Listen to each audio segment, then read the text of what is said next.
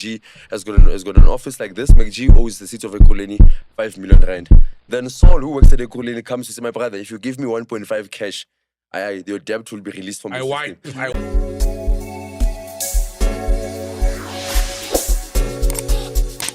guy is actually the whistleblower. He's the one that went to all these political leaders in Ekurhuleni and said, guys, we're losing money in the city like this. So what happens is that, let's say MacG has got an office like this. MacG owes the City of Ekurhuleni 5 million rand.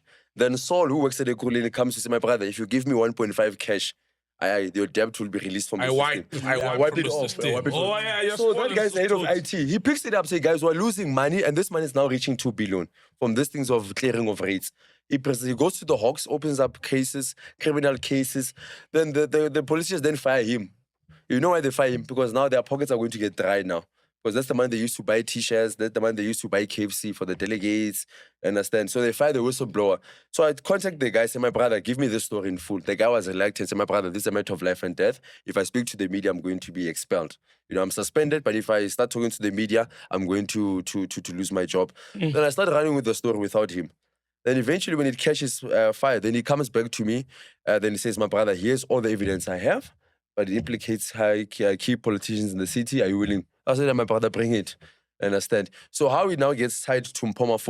When Ompo Maf dies, the first people in Ompo Maf's house is the mayor of Ekurhuleni and some of the politicians who say, we know who killed Ompo Maf. You know? So then you say you know who killed Ompo Maf, why didn't you go to the police? You understand? So I then pick it up to say, no, there's something wrong. Then the same guy says, no, Ompo Maf was killed because he was exposing 2 billion.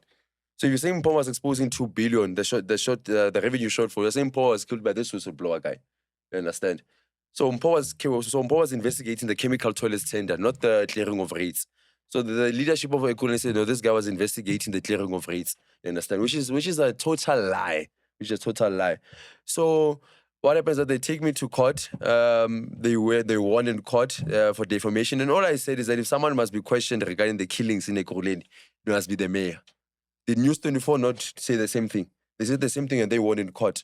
You know? So I think maybe we must have a conversation if our courts treat white people differently But did you have the evidence that they had to back up their claims? I had it. I had the evidence. Well, you provided the same evidence, but there was 2 different judgments. Yeah. So look, I think it happens in the South African judiciary. You know, if Zuma goes to court, he's going to lose. We know that.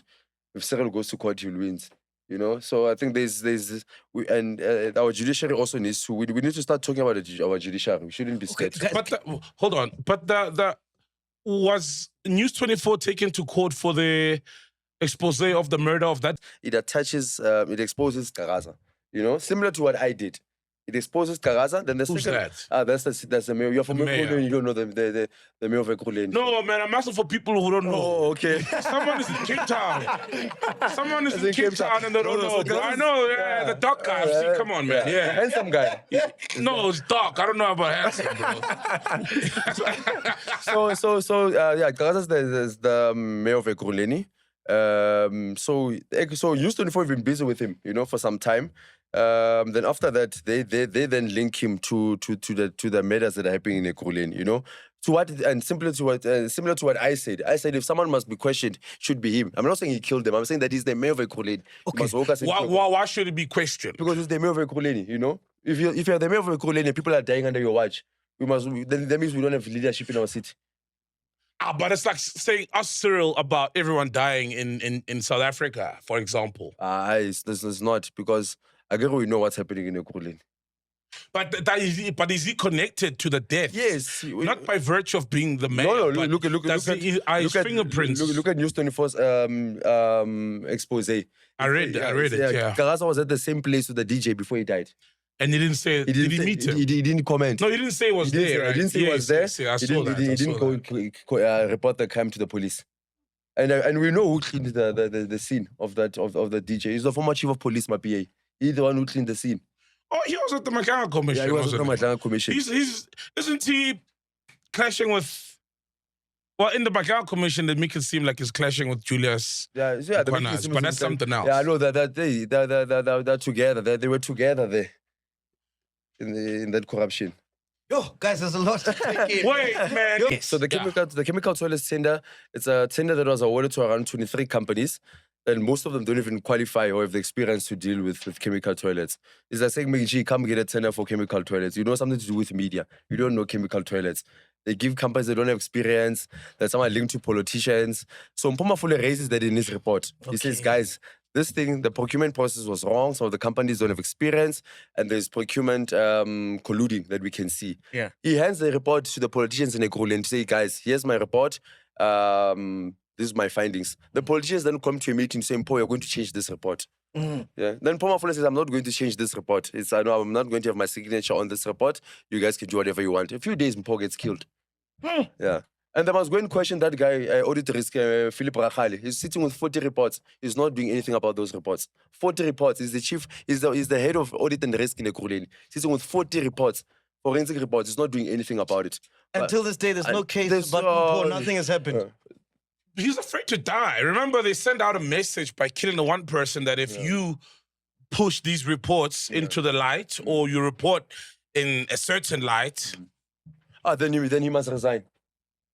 Then he must resign from that position. If they threaten you, say, Saul, don't release this report, resign. And it's sponsor. Yeah, then You keep saying everyone knows what's happening in Ekurhuleni. What do you mean by that? What is happening? Look, I think Ekurhuleni, everybody can see what's happening in Ekurhuleni. I think when I say that, it means Ekurhuleni is no longer the city that we know. Yeah. You know, it's. You look at the people, like even ordinary business guys who qualify for tenders, who are from Ekurhuleni, don't get business in Ekurhuleni. You know, you find a company from, I know you're from, where you're from Guyana or somewhere. You find Vendor, so, yeah, I'm not saying it's something wrong, but I'm saying that, you know, if you're from Ekurhuleni, you say that if you want to procure this, you know, you go to Ekurhuleni and say, who can we get this from in Ekurhuleni? If there's one in Ekurhuleni who can give us this, then we can go out and look for other companies. They don't do that. You know, they just call you, Saul, we want this thing, come. Then the tender's yours, just like that. And me the one who makes them. Yeah. They give their friends tenders at the restaurants over the phone. Then they take the documents, they fill in the documents for you. Then they just sign, then they say sign, then they submit for you. That's the corruption that happens in the city. You know, and then when you keep quiet about those things, you must be killed or you are called names, and we can't allow that, you know? We can't. Unfortunately, this is our country. And those guys are getting old. They're going to die very soon. They're going to leave me and you in that mess. How far does the rot start in Ekurhuleni? Because Ekurhuleni, that lady ran Ekurhuleni with an iron fist, my brother. Yeah, that lady, and I think we must be honest. Look at what's happening now. There are killings in Ekurhuleni. During at times there were no killings in Ekurhuleni. Where the I think she was the first person to get 3 consecutive clean audits in Ekurhuleni. You know. So what was her role? She was the city manager. She was in a ruthless position. She was in a ruthless position. Yeah, okay. She was basically the boss of Ekurhuleni. You know.